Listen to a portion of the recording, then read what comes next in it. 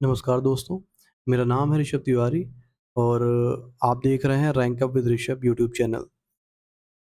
आपको मैं बता दूं कि मैंने पहले भी 1-2 एग्ज़ाम निकाले हुए हैं, तो आप उनके बारे में अगर जानना चाहते हैं तो प्लेलिस्ट में जाकर मेरा रिज़ल्ट और स्कोर कार्ड देख सकते हैं।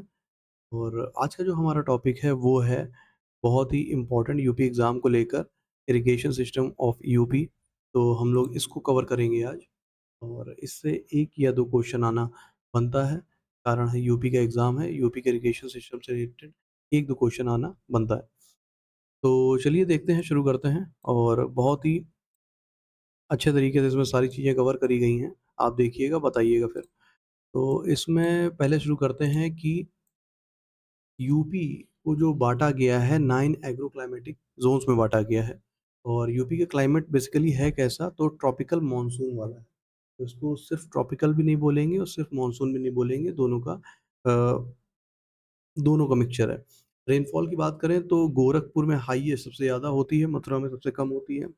रीज़न भी बहुत क्लियर है, गोरखपुर नेपाल से जुड़ा हुआ है जहाँ पे हिमालयन रिवर्स बहुत सारी हैं, तो वो हमेशा सबसे ज़्यादा रेनफॉल होता है। और मथुरा की बात करें, राजस्थान से जुड़ा हुआ है, जो कि थोड़ा-सा हमको पता ही है कि पानी के मामले में हमेशा कमी रहती है, तो ये लोएस्ट रहता है। यूपी के कॉन्टेक्स्ट में बात करें तो। डोमिनेंट क्रॉप्स की बात करेंगे तो व्हीट की बात, गेहूँ यहाँ पे सबसे ज़्यादा पैदावार होती है, शुगरकेन कैश क्रॉप है, सबको पता है। इसके बाद बात करें प्राइमरी सोर्सेज़ ऑफ इरिगेशन, अब ये जो पैदा हो रहे हैं क्रॉप्स, इनके लिए इरिगेशन के सोर्सेज़ भी तो चाहिए। तो ये मेन जो है ट्यूबवेल्स हैं, नलकूप 70 टू 75% तो नलकूप से ही होता है, उसके बाद कैनाल्स आते हैं।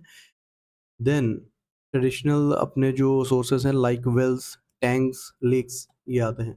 तो हम लोग जो शुरू करेंगे ट्यूबवेल्स, तो 70 टू 75% सिर्फ़ आपको ये याद रखना है कि प्राइमरी सोर्स है। इसके बाद जो हमारा इम्पोर्टेंट है वो मेजर कैनाल्स है। कैनाल्स में भी 3 का नाम आता है और तीनों बहुत इम्पोर्टेंट हैं। शारदा कैनाल का नाम आता है जब भी, तो आप याद रखिए लॉन्गेस्ट और लार्जेस्ट नेटवर्क है। अगर पूछेगा सबसे लंबी कैनाल कौन-सी है यूपी में, तो शारदा का नाम लीजिएगा। और काली रिवर से ओरिजिन होता है इसका, टनकपुर से।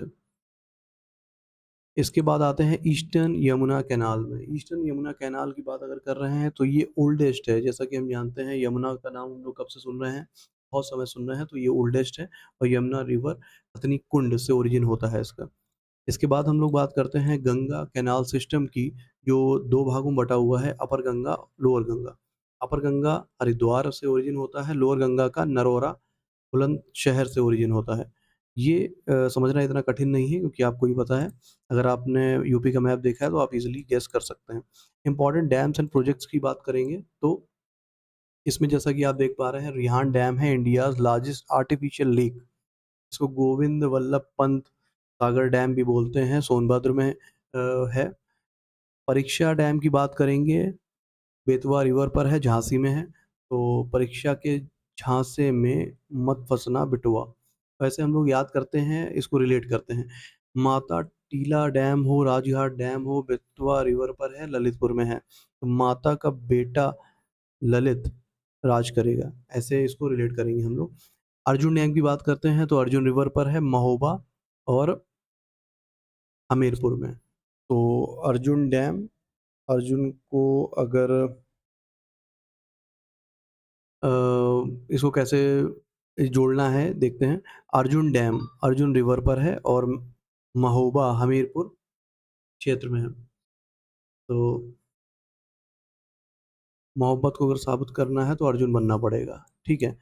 इसके बाद मौदहा प्रोजेक्ट की बात करेंगे तो बिरमा रिवर पर है, हमीरपुर में है। तो मौदहा ये जो आ रहा है ये हमीरपुर के लिए ही है, इसको ऐसे रिलेट करिए आप, ठीक है? आइए आगे चलते हैं, natural lakes and river origins की बात करते हैं तो सुरहा ताल ऑक्सबो लेक है, बलिया में पड़ती है। और अभी मैं आपको बता दूं कि मुझको लगता है लेटेस्ट रामसर साइट भी बन गई है यूपी की। 100th है जहाँ तक, अगर मैं गलत नहीं हूँ तो 100वीं रामसर साइट बन गई है। फुलहर लेक की बात करेंगे, गोमती रिवर पर है, पीलीभीत में पाई जाती है, सबको पता है इसके बारे में। भिजवान लेक की बात करेंगे, ये हरदोई में है, जहाँ पर सांडी रामसर साइट भी है। तो हरदोई साई रिवर पर भिजवान लेक पाई जाती है, ठीक है? हर 2-2 मिनट में भिजवा रहे हैं, साए-साए तेज़ी से, ठीक है? चीथम लेक की बात करेंगे जिसको सुर सरोवर भी बोलते हैं, आगरा में पाई जाती है। बखीरा लेक की बात करेंगे, संत कबीर नगर में पाई जाती है। बखीरा रे कबीरा सबको पता है, आराम से हो जाता है याद। रीजनल पीवाईक्यू इनसाइट्स की बात कर लेते हैं, तो बुंदेलखंड ज़्यादा डिपेंडेंट है कैनाल्स पर। उसका रीज़न यही है क्योंकि उसका जो टेरेन है वो रॉकी है, तो उसमें ड्रिल करके नीचे से पानी निकालना मुश्किल है, ग्राउंड वाटर निकालना मुश्किल है, इसलिए वहाँ पे कैनाल ज़्यादा डिपेंडेंट है कैनाल पर। हमीरपुर की बात करेंगे तो model district for organic farming जाना जाता है। मौदहा प्रोजेक्ट भी आप याद रखिए, मॉडल डिस्ट्रिक्ट भी है हमीरपुर अपना। रामगंगा और गंगा कहाँ पर मिलती हैं? कन्नौज में मिलती हैं, ठीक है? रामगंगा, गंगा कहाँ पर मिलती हैं? कन्नौज में मिलती हैं। दसन और बेतवा जो है वाटर सोर्स है झांसी, हमीरपुर और जालौन के लिए। तो आपको ये याद रखना है, इरिगेशन सिस्टम है, मेजर सारी चीज़ें कवर कर दी गई हैं।